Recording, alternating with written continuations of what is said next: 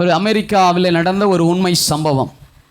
அந்த அமெரிக்காவில் ஒரு குறிப்பிட்ட ஜனாதிபதி இருந்தாராம். அவருக்கு ஒரு வழக்கம், அவர் திடீரென்று ஒரு சர்ச்சுக்கு போவார்.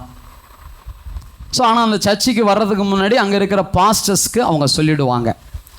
அப்படி ஒரு குறிப்பிட்ட சபைக்கு அவர் மறுநாள் ஞாயிற்றுக்கிழமை சபைக்கு வரப்போகிறேன் என்று சொல்லி தகவல் வருகிறது. ஆகினாலே அந்த அதிகாரிகள் அதெல்லாம் ஒழுங்கு செய்கிறாங்க. சர்ச்சில் இருக்கிற மூத்த விசுவாசிகளிடத்தில் போயிட்டு, இந்த மாதிரி ஜனாதிபதி உங்கள் சர்ச்சுக்கு நாளைக்கு ஆராதனைக்கு வர போகிறார் அப்படி சொல்கிறாங்க. அந்த பாஸ்டர் மனம் திரும்புதலை குறித்து கடுமையாய் பேசுகிறவர்.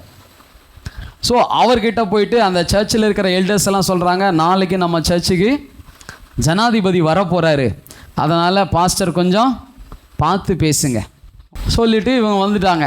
ஜெபம் பண்ணிக்கிட்டு அவர் ஜெபம் பண்ணிக்கிட்டு பிரசங்கத்துக்கு வந்துட்டார். பிரசங்கம் பண்ண ஆரம்பித்தார்.